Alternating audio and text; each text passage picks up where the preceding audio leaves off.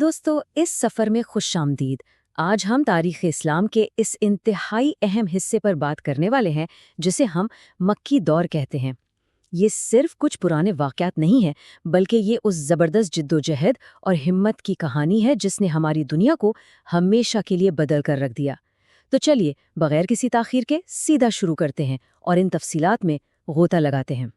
اقرا بسم ربک الذی خلق، اپنے رب کے نام سے پڑھو جس نے پیدا کیا۔ یہ الفاظ سنتے ہی ہم سیدھا 7ویں صدی عیسوی میں چلے جاتے ہیں۔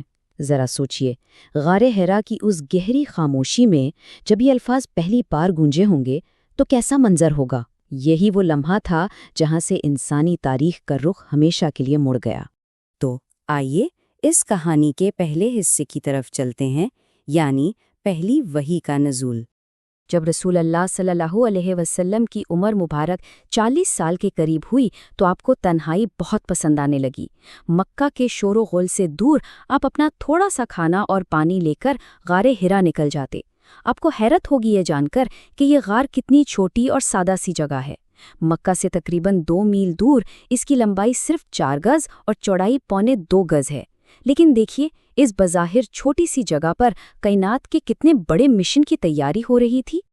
اور پھر آیا وہ تاریخی سال 610 عیسوی۔ اگر ہم حساب لگائیں تو یہ رمضان المبارک کی 21ویں تاریخ تھی اور 10 اگست کا دن۔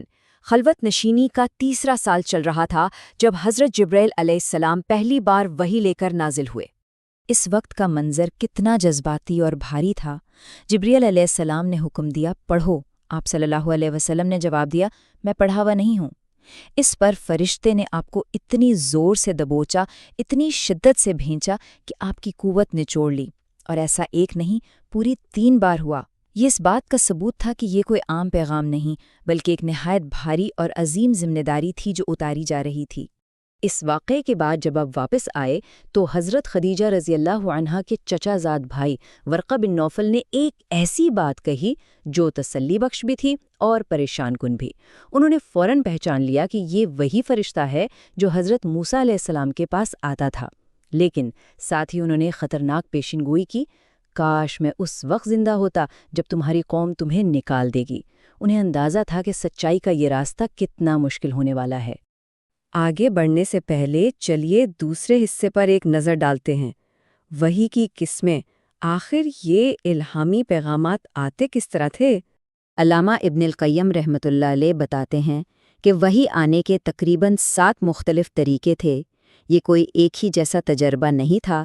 کبھی سچے خواب آتے، کبھی دل میں کوئی بات ڈال دی جاتی، کبھی فرشتہ انسانی شکل میں آتا، اور کبھی بالکل براہ راست پردے کے پیچھے سے کلام ہوتا۔ یہ دکھاتا ہے کہ نبوت کا یہ سلسلہ کتنا وسیع اور گہرا تھا۔ لیکن ان سب میں جو سب سے سخت اور بھاری طریقہ تھا وہ تھا گھنٹیوں کی جھنکار جیسی آواز کا آنا۔ یہ اتنا بوجھل ہوتا تھا کہ کڑاکے کی سردی کے دنوں میں بھی آپ صلی اللہ علیہ وسلم کے ماتھے سے پسینہ پھوٹ پڑتا، اور اگر آپ اپنی اونٹنی پر سوار ہوتے نا تو اس پیغام کے وزن سے اونٹنی تک زمین پر بیٹھنے پر مجبور ہو جاتی۔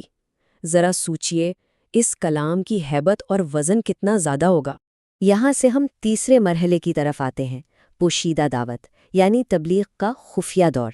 وہی شروع ہونے کے بعد فوراً ہی سب کچھ کھلے عام نہیں کیا گیا، بہت احتیاط سے کام لیا گیا۔ پہلے سال صرف اپنے قریبی حلقے کو دعوت دی گئی۔ دوسرے سال حضرت ابو بکر رضی اللہ عنہ کی کوششوں سے یہ دائرہ تھوڑا اور پھیلا، اور تیسرے سال تک قریب 40 سے زیادہ افراد پر مشتمل ایک مضبوط اور خفیہ جماعت خاموشی سے تیار ہو چکی تھی۔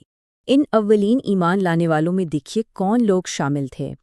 حضرت خدیجہ، حضرت زید بن حارثہ، حضرت علی اور حضرت ابو بکر رضی اللہ عنہم۔ ان لوگوں کا یہ اندیکھا اعتماد ایک بہت بڑی بات ثابت کرتا ہے۔ یہ لوگ نبوت کے اعلان سے پہلے ہی آپ صلی اللہ علیہ وآلہ وسلم کے بے داغ کردار اور سچائی کو اتنی اچھی طرح جانتے تھے کہ جب حق سامنے آیا تو انہوں نے ایک لمحے کی بھی دیر نہیں کی۔ اس وقت حالات اتنے سنگین تھے کہ عبادت کرنا بھی آسان نہیں تھا۔ قریش کی نظروں سے بچنے کے لیے ان ابتدائی مسلمانوں کو مکہ کی چھپی ہوئی گھاٹیوں اور تنگ راستوں میں جا کر نماز پڑھنی پڑتی تھی۔ دین سیکھنے کا یہ سارا عمل بالکل پردے کے پیچھے چل رہا تھا۔ لیکن یہ خاموشی آخر کب تک رہتی؟ 3 سال گزرنے کے بعد ایک فیصلہ کن موڑ آیا جب اس پیغام کو عوام کے سامنے پیش کرنے کا وقت آ گیا۔ اور یہاں ایک بہت بڑا سوال کھڑا ہوتا ہے، مکہ کے لوگ جو صدیوں سے اپنے آباء و اجداد کے عقیدوں پر پوری طرح قائم تھے، وہ اس نئی توحید کی دعوت پر آخر کیا رد عمل دیں گے؟ یہ جاننے کے لیے چلتے ہیں چوتھے حصے پر، یعنی کھلے عام دعوت۔ جب اللہ کی طرف سے قریبی رشتہ داروں کو ڈرانے کا واضح حکم نازل ہوا تو مشن دن کی روشنی میں آ گیا۔ کوہ صفا پر ایک تاریخی اجتماع ہوا۔ آپ نے پکار لگائی، یا صباحہ! عربوں میں یہ آواز تب لگائی جاتی تھی جب کسی دشمن کا حملہ سر پر ہو۔ اس ہنگامی پکار نے فوراً مکہ کے تمام قبیلوں کی توجہ کھینچ لی۔ سب کے سب دوڑے چلے آئے اور جو خود نہیں آ سکا اس نے اپنا نمائندہ بھیج دیا۔ یہاں ایک بہت ہی زبردست نفسیاتی نکتہ ہے۔ آخرت کا انتباہ دینے سے پہلے آپ صلی اللہ علیہ وآلہ وسلم نے سب سے پہلے اپنی زندگی بھر کی سچائی کو ان کے سامنے رکھا۔ پوچھا، اگر میں کہوں کہ پہاڑ کے پیچھے ایک فوج ہے تو کیا مانو گے؟ سب نے ایک ساتھ جواب دیا، ہاں، ہم نے آپ کو ہمیشہ سچا ہی پایا ہے۔ یہ ایک ایسی منطقی دلیل تھی جس کا ان لوگوں کے پاس کوئی توڑ نہیں تھا۔ انہوں نے خود اپنی زبان سے تصدیق کر دی تھی۔ اور پھر آتے ہیں 5ویں حصے کی طرف، قریش کی مخالفت اور رکاوٹیں۔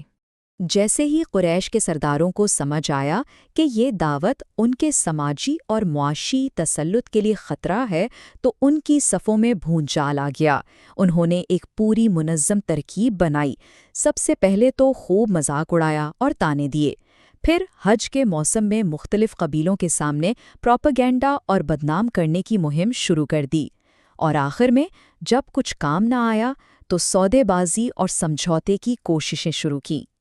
اس مخالفت میں ولید بن مغیرہ کا مشہور مشورہ ان کی ذہنی کشمکش کو بے نقاب کرتا ہے۔ وہ لوگ اندر سے جانتے تھے کہ دیوانہ یا شاعر جیسے الزامات تو بالکل سچ نہیں لگتے، تو انہوں نے غور و فکر کے بعد فیصلہ کیا کہ اس وحی کو ایک ایسا جادو کہہ دیا جائے جو خاندانوں میں باپ اور بیٹے میں پھوٹ ڈال دیتا ہے۔ سچ پوچھئے تو یہ دراصل قرآنی کلام کی طاقت کا بالواسطہ اقرار ہی تھا۔ اور جب ہر ہتھ کنڈا فیل ہو گیا نا تو انہوں نے ایک انتہائی مذاق خیز پیشکش کی۔ کہنے لگے، 1 سال آپ ہمارے خداؤں کی عبادت کریں اور 1 سال ہم آپ کے خدا کی عبادت کریں گے۔ وہ دین کے معاملے میں بیچ کا راستہ نکالنا چاہتے تھے جو کہ توحید کی غیر سمجھوتا کن حقیقت کے بالکل ہی خلاف تھا۔ لیکن حق اور باطل میں کبھی ملاوٹ نہیں ہو سکتی، اور یہیں پر سورۃ الکافرون کا یہ حتمی اور 2 ٹوک جواب نازل ہوا جس نے ہمیشہ کے لیے کسی بھی قسم کی سیاسی یا مذہبی سودے بازی کا دروازہ سختی سے بند کر دیا۔ کہہ دو اے کافرو، میں اس کی عبادت نہیں کرتا جس کی تم عبادت کرتے ہو۔ تو اب سوچئے، جب سودے بازی اور سمجھوتے کے سارے راستے ہمیشہ کے لیے بند ہو گئے تو قریش کا اگلا اور سب سے خوفناک قدم کیا ہوگا؟ مکہ میں کشیدگی اب بالکل اپنے عروج پر پہنچ چکی تھی۔ یہ دشمنی اب کیا نیا روپ لینے والی تھی؟ انہی سوالوں کے ساتھ ہم آج کا یہ جائزہ یہی مکمل کرتے ہیں۔ یہ تاریخ اتنی گہری ہے کہ واقعی انسان کو بہت کچھ سوچنے پر مجبور کر دیتی ہے۔